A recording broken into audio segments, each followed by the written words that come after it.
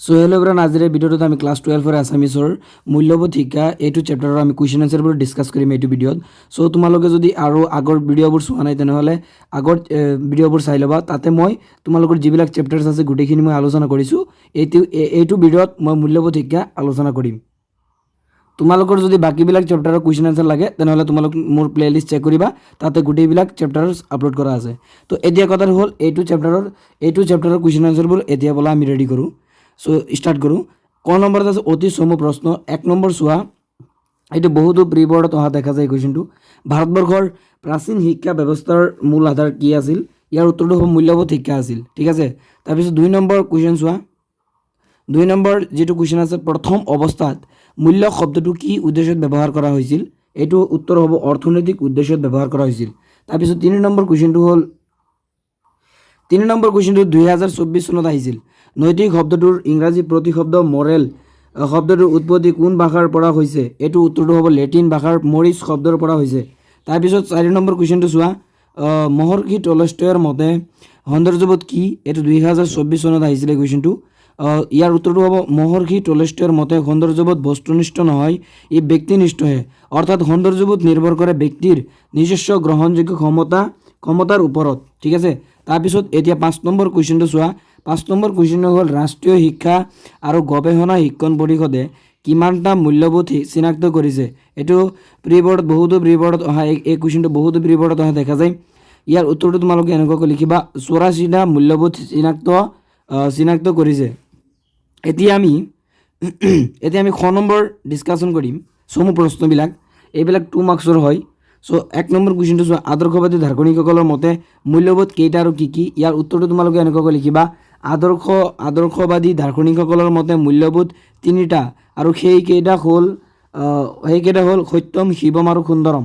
সত্যম, শিৱম আৰু সুন্দৰম। তাৰপিছত 2 number question, ভাৰতীয় দৰ্শনে মূল্যবোধক কেইটা শ্ৰেণীত ভাগ কৰিছে আৰু কি কি? এইটো 2022 চনত আহিছিলে কুৱেশ্যনটো। ইয়াৰ উত্তৰটো তোমালোকে এনেকৈ লিখিবা, ভাৰতীয় দৰ্শনে মূল্যবোধক 4টা শ্ৰেণীত ভাগ কৰিছে। ধৰ্ম, 1 নম্বৰ হ'ল ধৰ্ম, 2 নম্বৰ হ'ল অৰ্থ, 3 নম্বৰ কাম আৰু মুখ্য, 4 নম্বৰটো হ'ল মুখ্য। তাৰপিছত 3 নম্বৰ কুৱেশ্যনটো চোৱা, প্ৰকৃততে মূল্যবোধক কি দৃষ্টিকোণৰ পৰা বিচাৰ কৰা হয়? এইটো বহুতো প্ৰি বৰ্ডত অহা দেখা যায় কুৱেশ্যনটো। তোমালোকে এই আনচাৰটো এনেকুৱাকৈ লিখিবা, মানুহ সামাজিক জীৱ, গতিকে কেৱল ব্যক্তিৰ প্ৰয়োজন পূৰণৰ ধাৰণাৰে মূল্যবোধক বিচাৰ কৰিব নোৱাৰি। ব্যক্তিৰ প্ৰয়োজন পূৰণ কৰা বস্তুক মূল্যৱান নহয় বুলি অৱশ্য ক'ব নোৱাৰি, কিন্তু ব্যক্তিৰ প্ৰয়োজন পূৰণে যদি আনৰ অপকাৰ কৰে বা সামাজিক জীৱনত অনিষ্ট সাধন কৰে তেনেহ'লে তেনে কাৰ্যৰ কোনো ধৰণৰ মূল্য আছে বুলি ক'ব নোৱাৰি। প্ৰকৃততে মূল্যবোধক সামাজিক দৃষ্টিকোণৰ পৰাহে বিচাৰ কৰা হয়। তাৰপিছত 4 নম্বৰ কুৱেশ্যনটো চোৱা, সহজ অৰ্থত মূল্যবোধ মানে কি? এইটো 2020-13 চনত আহিছিল। ইম্পৰ্টেণ্ট কুৱেশ্যন হয়, ভেৰি ইম্পৰ্টেণ্ট কুৱেশ্যন হয়, আৰু লগতে বহুতো প্ৰি বৰ্ডত এই কুৱেশ্যনটো অহা দেখা যায়। তোমালোকে এই কুৱেশ্যনটো চাবাই। সহজ অৰ্থত মূল্যবোধ মানে কি? ইয়াৰ উত্তৰটো তোমালোকে এনেকুৱাকৈ লিখিবা, সহজ অৰ্থত মূল্যবোধ হৈছে আমাৰ সামাজিক জীৱন সুস্থভাৱে পৰিচালনা কৰিবৰ বাবে বা সামাজিক জীৱন নিয়ন্ত্ৰণ কৰাৰ বাবে কিছুমান নীতি আৰু আদৰ্শ, যিবোৰ মানুহে শিক্ষণ আৰু সামাজিকীকৰণৰ যোগেদি আয়ত্ত কৰে। তাৰপিছত 5 নম্বৰ কুৱেশ্যনলৈ আমি আহিলোঁ। এই 5 নম্বৰ কুৱেশ্যনটো চোৱা, মনোবিজ্ঞানীসকলে শিশুৰ নৈতিক বিকাশৰ বিষয়ে কেইটা আচৰণৰ কথা চিনাক্ত কৰিছে আৰু কি কি? ইয়াৰ উত্তৰটো তোমালোকে এনেকুৱাকৈ লিখিবা যে মনোবিজ্ঞানীসকলে শিশুৰ নৈতিক বিকাশৰ বিষয়ে অধ্যয়ন চলাই 4টা বিশেষ আচৰণৰ কথা চিনাক্ত কৰিছে। ক নম্বৰ দি লিখিবা যুক্তিনিষ্ঠতা। ইয়াৰ বিষয়ে অলপ বিশ্লেষণ কৰি দিবা। এইটো মেইন পইণ্ট, এইটো মেইন পইণ্ট আণ্ডাৰলাইন কৰি ইয়াত এক্সপ্লেইন কৰি দিবা অলপ, যে শিশুৱে সন্মুখীন হোৱা বিভিন্ন পৰিৱেশ যুক্তিনিষ্ঠভাৱে বিচাৰ বিশ্লেষণ কৰা। তাৰপিছত খ নম্বৰ হ'ল পৰোপকাৰিতা, অন্য মানুহৰ সুখ দুখৰ প্ৰতি সহানুভূতিশীল হোৱা আৰু প্ৰয়োজন সাপেক্ষে সহায় কৰা। তাৰপিছত গ নম্বৰ লিখিবা দায়িত্ববোধ। ইয়াৰ উত্তৰটো তোমালোকে এনেকৈ লিখিবা, সমাজত নিজৰ দায়িত্ব সম্পৰ্কে সচেতন হোৱা আৰু নিজে কৰা কামৰ ভুল ত্ৰুটিসমূহ স্বীকাৰ কৰি লোৱা। তাৰপিছত আমাৰ ঘ নম্বৰ চোৱা, ঘ নম্বৰ কেতিয়াবা 2 মাৰ্কছৰ বাবে আহি যায়। এনেকুৱা আহিব পাৰে, নৈতিক স্বতন্ত্ৰতা কি বা নৈতিক স্বতন্ত্ৰতা কাক বোলে? ইয়াৰ বিষয়ে আহি যাব পাৰে 2 মাৰ্কছৰ বাবে। এইটো 2024 আৰু 22 কিন্তু এই কুৱেশ্যনটো আহিছিল 2 মাৰ্কছৰ বাবে। তোমালোকে এইকাৰণে এই পেৰাগ্ৰাফটো ভালকৈ মুখস্থ কৰি থবা। এনেকুৱাকৈ লিখিবা, নৈতিক স্বতন্ত্ৰতাৰ বিষয়ে এনেকুৱাকৈ লিখিবা, নিজস্বভাৱে কোনো এক নৈতিক সিদ্ধান্ত লোৱাৰ ক্ষমতা আৰু আনৰ লগত আলোচনা কৰিলেও এনেধৰণৰ সিদ্ধান্তৰ সমস্ত দায়িত্ব ব্যক্তিয়ে নিজে স্বীকাৰ কৰি লোৱাৰ মানসিকতা। তাৰপিছত আহিলে আমি গ নম্বৰবিলাক অলপ দীঘল প্ৰশ্ন, এইবিলাক গড় একটো চোৱা। আদৰ্শবাদী দাৰ্শনিকসকলৰ মতে আধ্যাত্মিক মূল্যবোধ মানে কি বুজাই লিখা।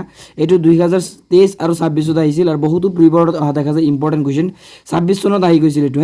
এতিয়া কথা হ'ল ইয়াৰ উত্তৰটো তোমালোকে এনেকুৱাকৈ লিখিবা। আদৰ্শবাদী দাৰ্শনিকসকলৰ মতবাদসমূহ আধ্যাত্মিক মূল্যবোধৰ ওপৰত প্ৰতিষ্ঠিত। আধ্যাত্মিক মূল্যবোধে বস্তুবাদী জগতখনৰ ওপৰত গুৰুত্ব নিদি মন বা আত্মাৰ বিকাশৰ ওপৰতহে গুৰুত্ব দিয়ে। মনৰ নাইবা আত্মাৰ বিকাশেহে মানুহক উচ্চ স্তৰলৈ লৈ যাব পাৰে আৰু প্ৰকৃত সুখৰ সন্ধান দিব পাৰে। আনহাতে বৰ্তমান যান্ত্ৰিক সভ্যতাই মানুহক বস্তুবাদী জগতখনৰ প্ৰতি বেছি আকৰ্ষিত কৰিছে, যাৰ ফলত আধ্যাত্মিক মূল্যবোধৰ গুৰুত্ব কমি আহিছে। বিলাসিতাপূৰ্ণ জীৱনৰ প্ৰতি মানুহ বেছি আকৰ্ষিত হৈছে।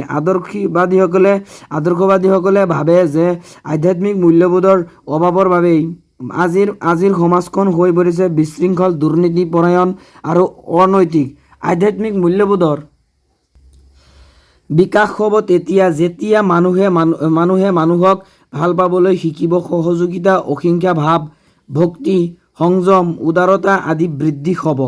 মহাপুৰুষ শ্ৰীমন্ত শংকৰদেৱে কোৱাৰ দৰে কুকুৰ শৃগাল গৰ্দৱ বড়ো আত্মাৰাম জানিয়া খবাকো পৰি কৰিবা প্ৰণাম। তাৰপিছত তোমালোকৰ 2 নম্বৰ কুৱেশ্যনটো চোৱা। এইটো 2022 চনত কিন্তু এই কুৱেশ্যনটো আহিছিল। 2022 চনত ইম্পৰ্টেণ্ট কুৱেশ্যন হয় এইটো। 2 নম্বৰ কুৱেশ্যনটো চোৱা। নন্দনতান্ত্ৰিক মূল্যবোধে কি বিষয়ে সামৰি লৈ চমুকৈ আলোচনা কৰা। এইটো ইম্পৰ্টেণ্ট কুৱেশ্যন হয়, ভেৰি ইম্পৰ্টেণ্ট কুৱেশ্যন হয়, তোমালোকে মুখস্থ কৰিবা। ইয়াৰ উত্তৰটো তোমালোকে এনেকুৱাকৈ লিখিবা। নন্দনতান্ত্ৰিক মূল্যবোধক আন কথাত সৌন্দৰ্যবোধ বুলি ক'ব পাৰি।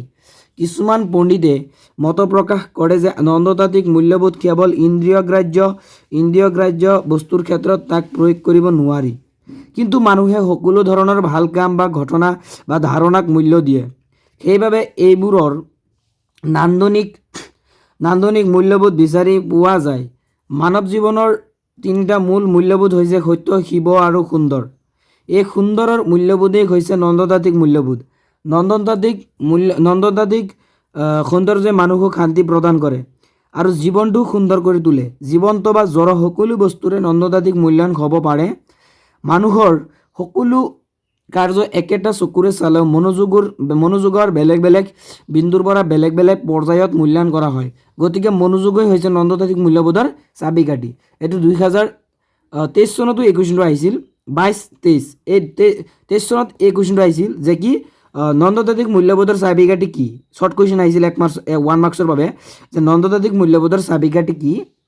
এইটো হ'ব মনোযোগেই হৈছে নন্দনতান্ত্ৰিক মূল্যবোধৰ চাবিকাঠি। এইটো 1 মাৰ্কছৰ কুৱেশ্যন কিন্তু আহি যায় কেতিয়াবা, তোমালোকে মুখস্থ কৰি থবা। তাৰপিছত নেক্সট আমি আহিলোঁ 3 নম্বৰত। 3 নম্বৰ যিটো কুৱেশ্যন আছে এইটো 2013, 24, 18 এই 3 বছৰত ৰিপিট হৈছে। চ' ইম্পৰ্টেণ্ট আছে, বহুতো ইম্পৰ্টেণ্ট হৈছে এই কুৱেশ্যনটো। চিৰন্তন মূল্যবোধ সম্পৰ্কে চমুকৈ বুজাই লিখা। এনেকুৱাকৈ উত্তৰটো ষ্টাৰ্ট কৰিবা এনেকুৱাকৈ যে চিৰন্তন মূল্যবোধে স্থায়ী তথা অপৰিৱৰ্তিত মূল্যবোধৰ ব্যাখ্যা দাঙি ধৰে। সমাজ ব্যৱস্থাত থকা চিৰন্তন মূল্যবোধৰ কোনো পৰিৱৰ্তন দেখা নাযায়। এই মূল্যবোধৰ অন্তৰালত মানুহে কেৱল আৱিষ্কাৰ আৰু উপলব্ধিৰ মাজতে আবদ্ধ থাকিবলগীয়া হয়। যি সময়ত ভাৰতীয় জীৱন দৰ্শন পৰিস্থিত হৈছে সেই সময়ত সত্যম, শিৱম আৰু সুন্দৰমৰ দৰে চিৰন্তন মূল্যবোধে সমাজত স্থায়ীৰূপে ঠাই লৈছে। এইখিনি লিখিলেই হৈ যাব। তাৰপিছত আমি 4 নম্বৰটো চোৱা। ইমান ইম্পৰ্টেণ্ট, অলপ ইম্পৰ্টেণ্ট আছে। 4 নম্বৰটো ইম্পৰ্টেণ্ট আছে, তোমালোকে চাবা। 4 নম্বৰটো অলপ ইম্পৰ্টেণ্ট আছে। নৈতিক মূল্যবোধৰ ধাৰণাই কি কথা সামৰি লৈ আলোচনা কৰা। ইয়াৰ উত্তৰটো চোৱা।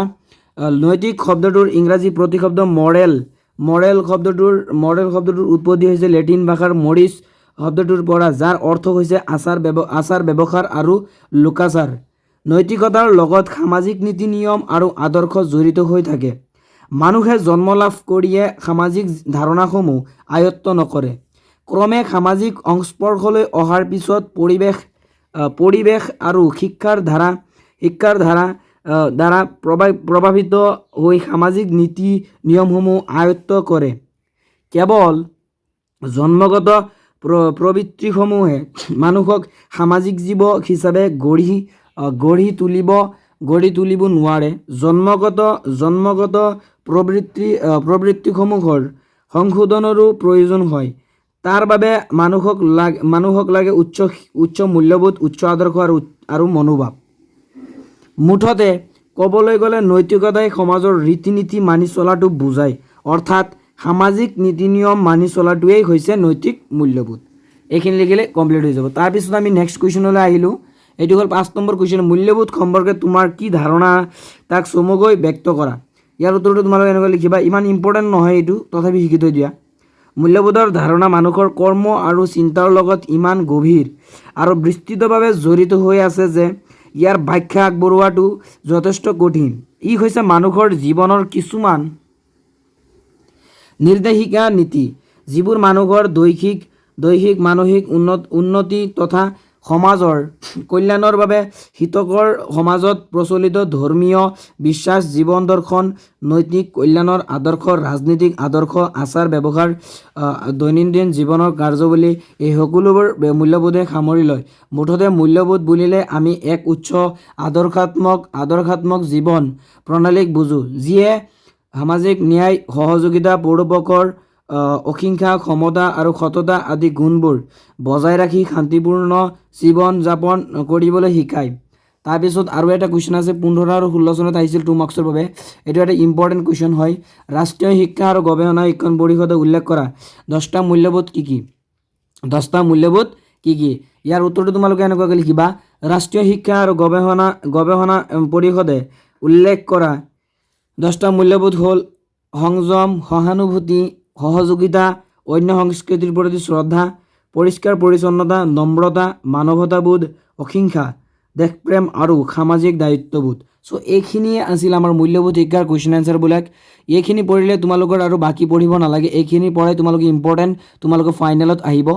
ফাইনেল হাফ ইয়াৰলি যিবিলাক এক্সাম হ'ব তোমালোকৰ এইখিনি পঢ়াই আহিব, বাহিৰা নাহে। এইটো চেপ্টাৰৰ এইটো ভিডিঅ'ত মই যিবিলাক আলোচনা কৰিছোঁ এইখিনিয়ে আহিব।